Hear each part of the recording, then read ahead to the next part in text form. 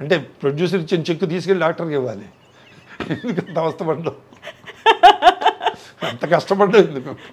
నిజమే కదా, వాళ్ళ పాయింట్ ఆఫ్ వ్యూ వాళ్ళు they are correct. So true. అందుకని మనకి అందుకని చెప్పానుగా, ఫైట్లు చేయలేడు, డ్యాన్స్ చేయలేడు.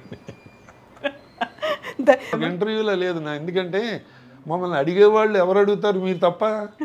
ఆ విషయాలన్నీ పిల్లలకి తెలుసు, భార్యకి తెలుసు. 50 ఏళ్ళ నుంచి 60 ఏళ్ళ నుంచి వాళ్ళకి తెలుసు స్టోరీ అంతా. వాళ్ళు మళ్ళీ ఎందుకు అడుగుతారు, అబ్బా ఎవరికి చెప్పారండి అంటారు. చాదస్తాం మీరు అనేది వస్తుంది ఒకవేళ చెప్పినా. చెప్పినవే చెప్తారు, చెప్పినవే చెప్తారు.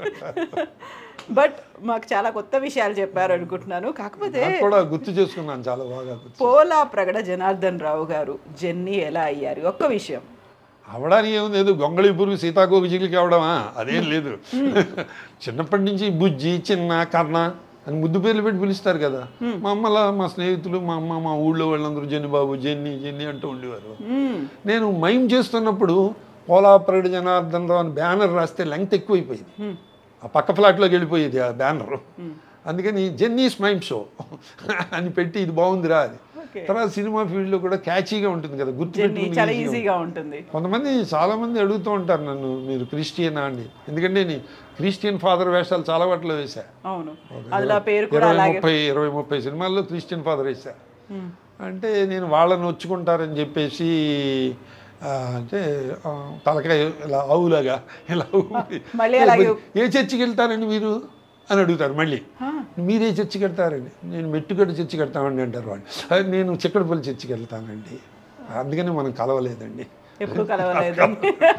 మళ్ళీ కలవలేదంటాడేమో, చర్చికి తీసుకెళ్తాడు. మొన్న ఒక ఆయన నన్ను గెస్ట్గా తీసుకెళ్ళాడు ఒక చర్చి ఫంక్షన్కి. వాళ్ళు పల్లెటూరు. సార్ సినిమా యాక్టర్ అంటే వాళ్ళకి సరదాగా ఉంటుందండి, మీరు బైబిల్ గురించి ఏదైనా చెప్పండి. నాకేం తెలియదండి బాబు, నేనేం చెప్తానండి, ఏదో జోకులు చెప్పమంటే చెప్తాను, ఇది ఏదేను అని చెప్తే, మీరేం చెప్పినా హ్యూమర్ వస్తుందండి, పల్లెటూరు వాళ్ళు కదా పాపం వాళ్ళు అంటే. అప్పుడు నేను రెగ్యులర్గా భగవద్గీత చదువుతూ ఉంటాను. భగవద్గీతలో భాగవతం, భగవద్గీత అవి చదువుతూ ఉంటాను. కృష్ణుడికి జరిగిన అన్యాయమే అక్కడ యేసుకు కూడా జరిగింది. కృష్ణుడు బాల్యంలో కంసుడు అనేక మంది రాక్షసులను పంపించి ఆ ఏజ్ గ్రూప్ గల పిల్లల్ని, 10వ నెల 11వ నెల పిల్లల్ని అందరినీ చంపించేశాడు. 200-300 మంది పిల్లల్ని. అంటే కృష్ణుడు అక్కడ ఉన్నాడని చెప్పి, గోకులంలో ఉన్నాడని చెప్పి చంటి పిల్లలందరినీ చంపించేశాడు సైతాన్ చేత. అట్లా అలాగే యేసుక్రీస్తుని కూడా పుట్టాడని చెప్పేసి సైతాన్ చేత ఇక్కడ అందరినీ చంపించేశాడు. యేసుక్రీస్తు భగవంతుడు కృష్ణుడు ఒకటే అని చెప్పారు.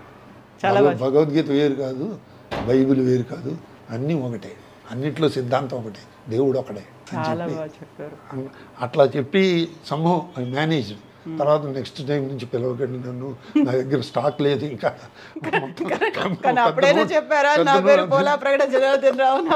తెలుసు నాకు మిత్రుడే, నేను వస్తే బాగుంటుంది గురువు అని. నందిగామ దగ్గర ఏదో పల్లెటూరు, వాళ్ళ ఇంట్లో పాపం వాళ్ళు భోజనం అది ఏర్పాటు చేసి నాన్ వెజిటేరియన్ అదంతా కూడా చేశారు. బాబోయ్ ఎందుకండి వచ్చిన కూడా నేను తినండి బాబు, నేను ఎందుకు నన్ను ఇలాంటి మర్యాదలు చేసి మొహమాట పెడతారు, వద్దండి నన్ను తీసుకెళ్ళకండి అదంటే. సరదాగా తీసుకెళ్ళాను లేవయ్యా, నాకు కంపెనీ ఉంటావని.